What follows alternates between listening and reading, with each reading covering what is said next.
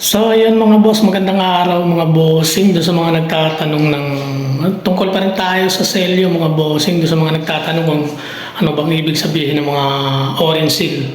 Tungkol naman tayo sa orange seal mga boss. So, ang orange seal mga boss kalimitan kinakabit yan sa mga metrong mga bago mga boss or new meter na kinakabit sa ating mga yun sa ating mga bahay. Halimbawa, nag-apply tayo ng mga bagong kontador, mga bossing yan, ang kalimitang kinakabit orange seal. At pangalawang mga bossing, kinakabit din ng orange seal dun sa halimbawa, yung metro natin is in-apply natin ng for relocation mga boss.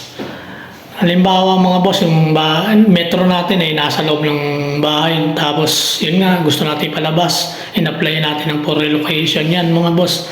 Kalimitan ng kinakabit yan mga bossing is orange seal mga boss.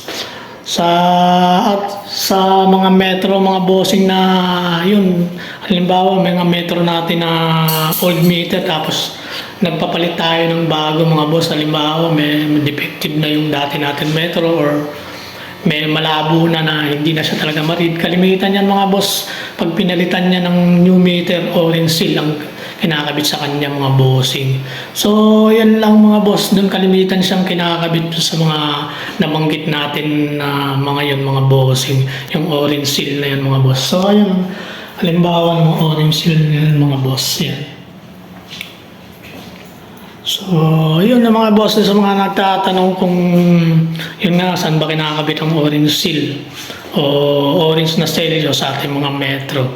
At so ayan mga boss, hanggang dito na lang tong video na yun to. Ayan, sana nasagot ko yung mga katanungan ng mga nagtatanong dito mga boss. So, ayan mga boss, magre-reading pa tayo dito ngayon. Nandito tayo sa isang condominium, re-readingin natin yung mga metro nila dito mga bossing. So ayan, makita natin puro orange seal ang mga nakakabit sa kanila dahil yan mga boss, mga bagong metro pa yan na yun nga, hindi pa siya na puputulan or na-inspection kaya hindi pa nababago yung selyo niya mga boss, kaya mga orange seal siya.